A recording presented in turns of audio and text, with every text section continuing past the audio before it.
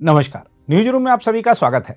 छत्तीसगढ़ में दंडकारण्य के सघन जंगलों से लेकर नक्सलवाद से प्रभावित रहे अन्य राज्यों तक नक्सलवाद की उल्टी गिनती अब आखिरी दौर में पहुंच चुकी है।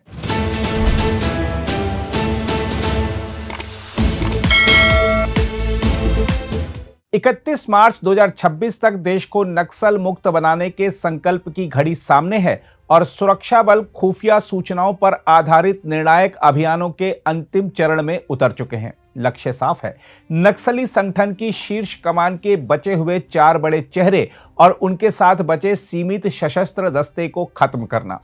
अब जंगलों में छिपने की जगह सिमटती जा रही है और घेरा कसता जा रहा है। सुरक्षा एजेंसियों के आकलन के अनुसार अब नक्सली संगठन के पास लगभग 300 से 350 नियमित वर्दीधारी माओवादी ही शेष बचे हैं। इनमें से 200 से 250 छत्तीसगढ़ में हैं, जबकि तेलंगाना, झारखंड, ओडिशा और महाराष्ट्र में यह संख्या 10 से 20 के छोटे छोटे समूहों तक सिमट चुकी है। बस्तर क्षेत्र के वरिष्ठ पुलिस अधिकारियों का कहना है कि इन लोगों के सामने अब केवल 2 रास्ते हैं, या तो हिंसा का रास्ता छोड़कर आत्मसमर्पण करें या फिर सुरक्षा बलों से सीधी मुठभेड़ छेलें। हम आपको बता दें कि इंद्रावती राष्ट्रीय उद्यान के आसपास के इलाके हों या झारखंड के सीमित वन क्षेत्र हों या फिर छत्तीसगढ़, ओडिशा, महाराष्ट्र और तेलंगाना की अंतर्राज्यीय सीमाएं हों, हर जगह निगरानी और दबाव अभूतपूर्व स्तर पर है। बताया जा रहा है कि नक्सली संगठन की शीर्ष संरचना भी लगभग चरमरा चुकी है। केवल 4 पोलित ब्यूरो और केंद्रीय समिति के सदस्य ही बचे हैं, जिनमें से 2 के सक्रिय होने की पुष्टि भी नहीं है। थिप्परी तिरुपति उर्फ देवजी व्यावहारिक रूप से संगठन का पहला चेहरा माना जा रहा है, लेकिन वह भी भीतर से कमजोर पड़ चुका है। पूर्व महासचिव मुप्पाला लक्ष्मण राव उर्फ गणपति उम्र और बीमारी से जूझ रहा है। पूर्वी क्षेत्र की कमान संभाल रहा मिसिर बेसरा झारखंड के सारंडा जंगलों में सक्रिय बताया जाता है, लेकिन उसके सबसे करीबी सहयोगी पाटीराम मांझी उर्फ अनल दा के हाल में मारे जाने से वहां भी संगठन की कमर टूट चुकी है। ओडिशा में जिम्मेदारी संभाल रहा मल्ला राजी रेड्डी उर्फ संग्राम लंबे समय से किसी सक्रिय अभियान में शामिल नहीं दिखा है। देखा जाए तो बीते 1 वर्ष में सुरक्षा बलों ने जो प्रहार किया है वह नक्सलवाद के इतिहास में अभूतपूर्व है।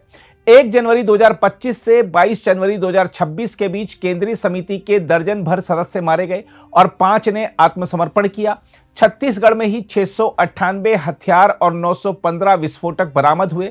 यह आंकड़े बताते हैं कि नक्सली संगठन अब एक हांफती हुई ताकत बन चुका है, जिसे जीवन रक्षक सहारे पर रखा गया है। मीडिया रिपोर्टों के मुताबिक केंद्रीय गृह मंत्रालय के एक वरिष्ठ अधिकारी का हालांकि यह भी कहना है कि नक्सलवाद के अंत का मतलब यह होगा कि राज्यों में फैला संगठित और कैडर आधारित नेटवर्क पूरी तरह टूट चुका होगा और शेष घटनाएं स्थानीय स्तर पर ही निपटा दी जाएंगी। यह वही स्थिति है जिसकी ओर देश तेजी से बढ़ रहा है।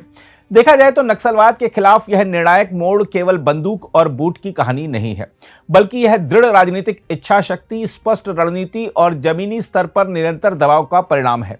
केंद्रीय गृह मंत्री अमित शाह के नेतृत्व में जो बहुस्तरीय रणनीति अपनाई गई, उसने दशकों से फैले इस हिंसक जाल को एक एक कर काट डाला। खुफिया तंत्र का सशक्तिकरण, राज्यों के बीच समन्वय, विकास और सुरक्षा का समानांतर विस्तार और आत्मसमर्पण की मानवीय नीति, यह सब मिलकर वह प्रहार बने जिसने नक्सलवाद की रीढ़ तोड़ दी। साथ ही अमित शाह ने स्पष्ट शब्दों में समय सीमा तय की और उसे पूरा करने के लिए हर स्तर पर जवाबदेही सुनिश्चित की। सुरक्षा बलों को खुली छूट और आधुनिक साधन मिले तो वहीं स्थानीय प्रशासन को विकास योजनाओं के साथ आगे बढ़ने का निर्देश दिया गया। सड़क, संचार, शिक्षा और स्वास्थ्य के विस्तार ने नक्सलियों के झूठे प्रचार की जमीन छीन ली। जंगलों में रहने वाले आदिवासी समाज ने जब देखा कि राज्य उनके साथ खड़ा है, तब नक्सली विचारधारा अपने आप खोखली पड़ने लगी।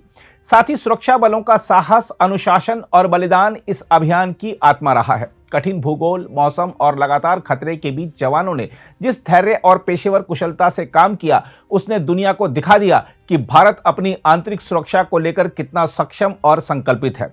हर मुठभेड़, हर बरामदगी और हर आत्मसमर्पण इस बात का प्रमाण है कि अब यह लड़ाई अंतिम चरण में है। बहरहाल, आज जब नक्सली नेतृत्व बिखरा हुआ है और उनके पास ना तो हथियार है ना मनोबल, तब यह साफ है कि हिंसा का यह अध्याय अपने अंत की ओर है।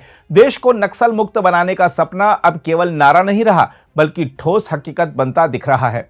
यह जीत केवल सरकार या सुरक्षा बलों की नहीं, बल्कि उस भारत की है जो शांति, विकास और लोकतंत्र के रास्ते पर अडिग खड़ा है। अगर आप भी लेना चाहते हैं देश दुनिया की तमाम जानकारी तो आज ही सब्सक्राइब करें हमारे चैनल को। साथ ही नीचे दिए बेल आइकन को जरूर दबाएं ताकि हर अपडेट आप तक पहुंच सके।